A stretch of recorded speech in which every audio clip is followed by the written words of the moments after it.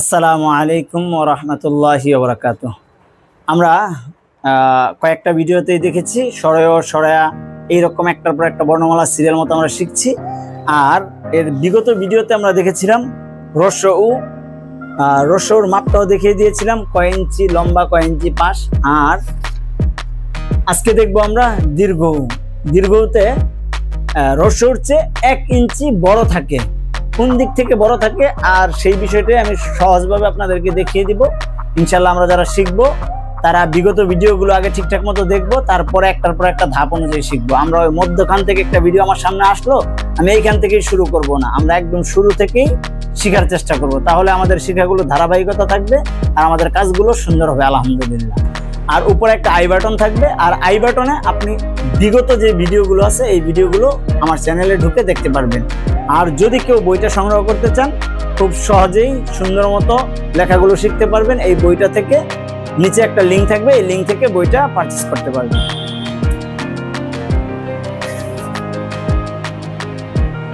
এটা হচ্ছে আমাদের অক্ষরের মাপ।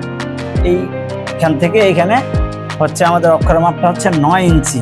আর কিভাবে সুতোটা ধরে আমরা এই দাগগুলো দিব, মাপটা কিভাবে নিব, এই বিষয়গুলো আমি প্রথম ক্লাসেই দেখিয়ে দিয়েছিলাম। আপনি চাইলে প্রথম ক্লাস থেকে এই বিষয়গুলো ভালো করে বুঝতে পারেন, দেখতে পারেন।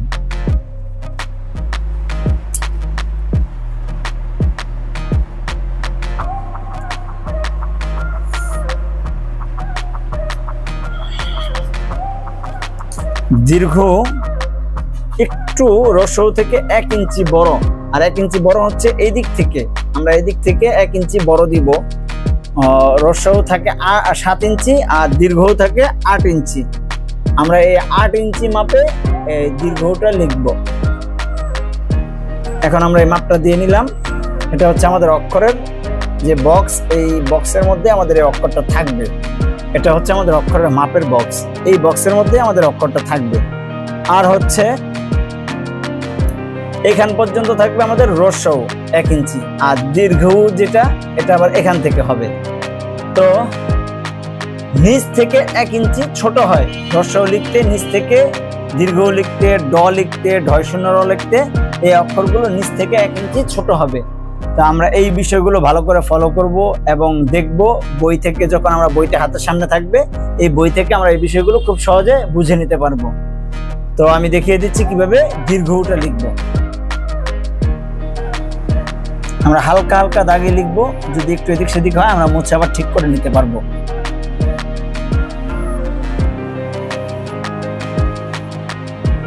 আমরা চাইলে খাতায় পেন্সিল দিয়ে খাতায় করতে পারবো, অথবা ব্ল্যাকবোর্ডে চক দিয়েও করতে পারি শেখার জন্য।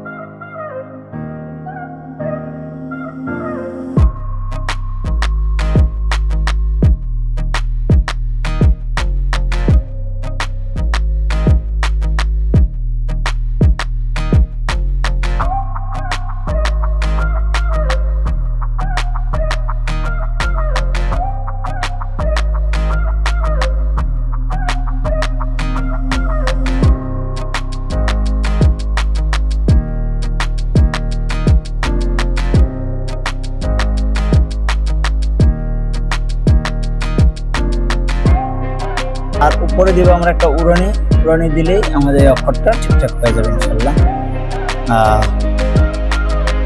আমরা উড়ানিটা দেব হচ্ছে অক্ষরের এইখান থেকে, উড়ানিটা মাপ দেওয়া আছে, আমরা ওই মাপ অনুযায়ী উড়ানিগুলো দিয়ে দিব।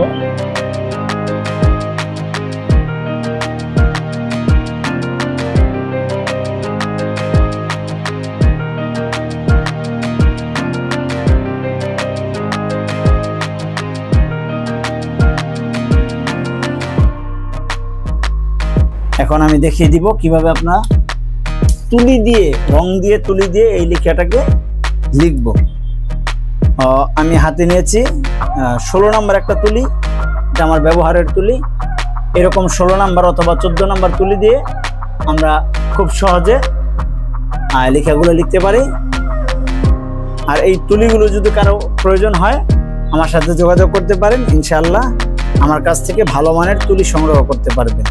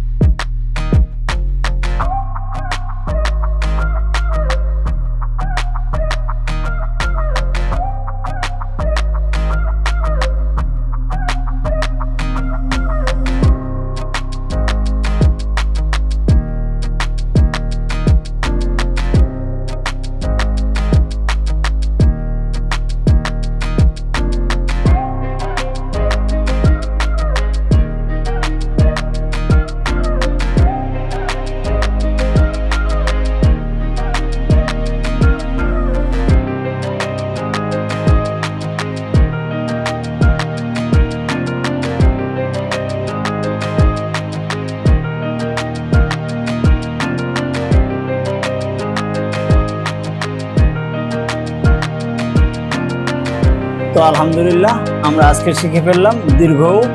তো ইনশাআল্লাহ পরবর্তী ক্লাসে আমরা পরবর্তী অক্ষরগুলো শিখব। আর যদি আপনাদের কারো বুঝতে কোনো সমস্যা হয় তাহলে বইটা সংগ্রহ করতে পারেন, বইটা থেকে আরো ডিটেইলে বুঝতে পারবেন, অথবা মেসেঞ্জারে হোয়াটসঅ্যাপে আমার সাথে যোগাযোগ করতে পারেন।